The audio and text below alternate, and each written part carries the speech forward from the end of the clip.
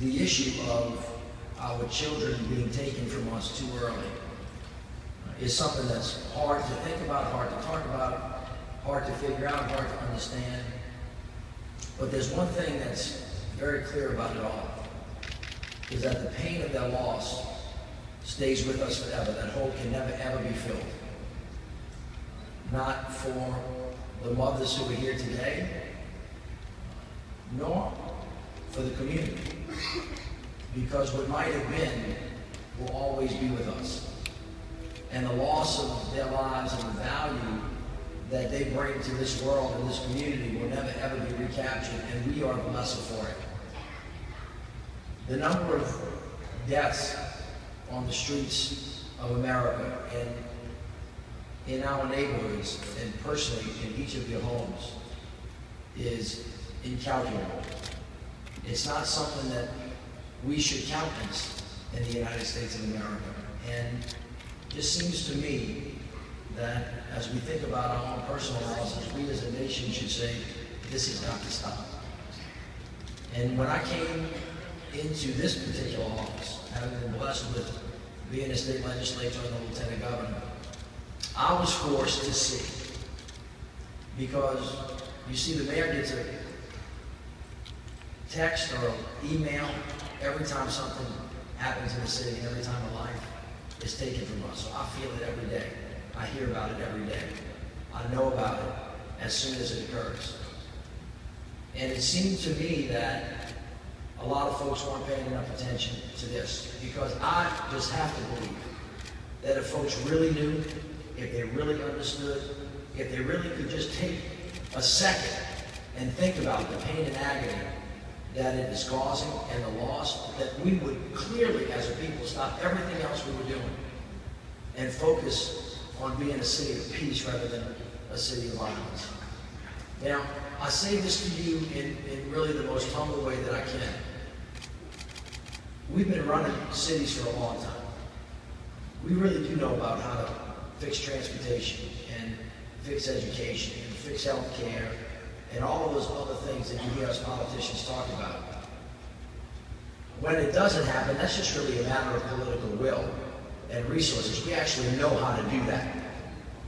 But for some reason, we as a nation have not really stopped long enough to think about what exactly each of us have to do and what the community has to do and what the nation has to do to stop what I think is the most serious and debilitating issue facing our country at this time, and that is the number of our young people that are taken from us day after day after day after day. And when we all come together and share each other's pain and agony, it really, besides putting a singular face on it, puts a really big old mark on something that we all have to work on together. Now, I have to say to the mothers who are here, I have so much admiration for you. The hole in your soul will never be filled. And what I'm asking you to do today is almost unfair of me, which is to ask you to come out again and to talk about it and to bring the pictures of your babies with you so other people can see. And I know that when I do that, I'm opening up wounds that just as soon should be closed. And I know that you have gone through so much pain, it's almost insensitive of me to ask you to do more. But this is what I know. I know that if you are willing to do that, other people will find comfort. You will find comfort with each other. And I think collectively, you will give the rest of the country strength to actually address this issue or challenge them not to look away. Because when you look into a mother's eyes and you see that pain, it's really hard for everybody to move aside. And I really believe that it's going to be the mothers that are going to change this city forever. You know, we can do a whole lot of stuff. We can have an Essence Festival, and it's wonderful. We can have a Super Bowl, and we can do all of that stuff. And folks can come visit us and have a good time and hang out on Bourbon Street and eat our food and second line to our music. And we do that better than anybody else. But we will never be a whole people. We will never be a great city. We will never be a great people if we don't protect everybody in the city, 100%. And if we have a city where all of our children feel like they can go out. And Mama, you don't have to worry about whether they're coming back. Now, you know everybody in here, everybody, when you send your little boy or little girl out and say, Mama, can I go ride my bike? Mama, can I go to the store? Everybody in here wonders for a minute about, well, can you? And are you coming back? That's not a thought that a free people should have to have. And as I said, if there is no peace, there is no freedom.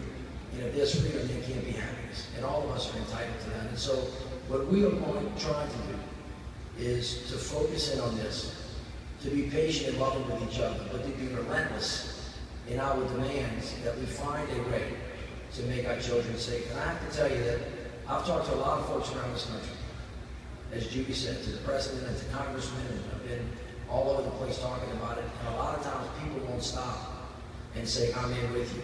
But Essence did.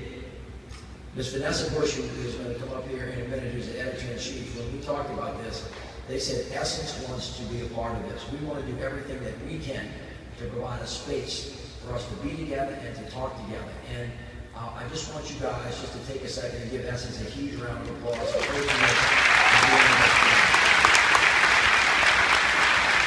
So I'm gonna get up out of the way, and Vanessa's going to come up in a minute after she's introduced. But mothers, we did this last year, and I want to do this again this year.